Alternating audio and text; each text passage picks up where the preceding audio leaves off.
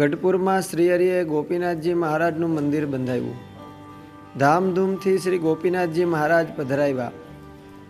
દાદા ખાચર શ્રીહરિ પાસે આવીને દંડવત પ્રણામ કરીને બેઠા.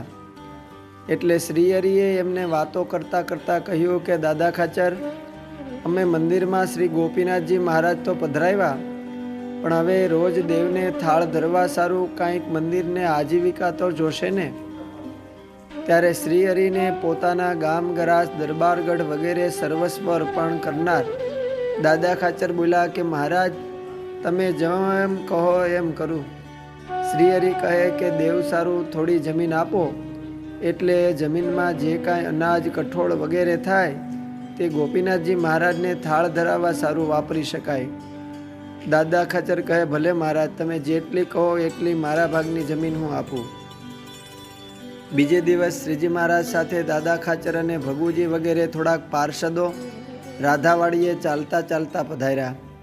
ત્યાંથી અડતાળાના માર્ગેથી અણવાણા પગે શ્રીહરિ ચાલ્યા. તે ફરતા ફરતા એમ જ અણવાડે પગે છેક ઉગામેડીના માર્ગ સુધી ચાલ્યા. પછી શ્રીજી મહારાજ કેડામાં ઊભા રહ્યા અને દાદા ખાચરને બોલ્યા કે દાદા, આટલી જમીન મંદિરને આપો.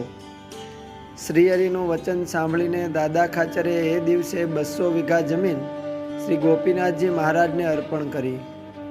એ વખતે ગામ સુંદરિયાણાના પૂજા શેઠ શ્રીહરિ અને સૌ સાથે ચાલેલા.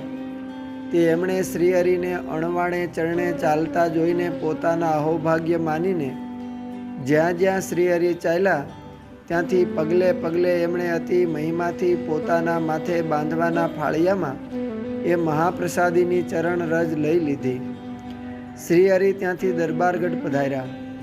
શ્રીહરિને ચાલીને આવતા જોઈને લાડુબાઈએ શ્રીહરિને ઠંડા જળનો પાણીનો લોટો આપીને જળપાન કરાવ્યું અને પૂછ્યું જે મહારાજ ક્યાં પધાર્યા હતા.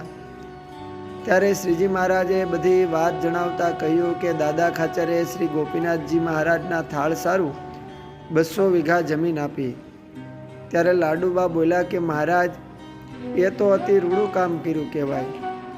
આ દરબારગઢને તમામ ગામ ગરાસ એ આપનું જ છે ને. તમે જેમ રાજી થાઓ એમાં જ અમે તો અમારું કલ્યાણ માન્યું છે. પરંતુ મહારાજ, કાલથી આ દાદાના ઢોર ચરવા ક્યાં જશે? માટે અડતાળા અને ઉગામેડી એ બેઉ ગામ વચ્ચે થોડી જમીન દાદા ખાચર સારું રહેવા દ્યો. શ્રીહરિ કહે કે ભલે, બહુ સારું, તો અમે એમ કરીશું. પછી શ્રીહરિએ દાદા ખાચરને માટે બેઉ માર્ગની વચાળે એક ખૂણો પડતર રાખ્યો. અસ્તુ. જય સ્વામિનારાયણ. શ્રી સ્વામિનારાયણ ભગવાનના દિવ્ય અને અલૌકિક ચરિત્રમાંથી.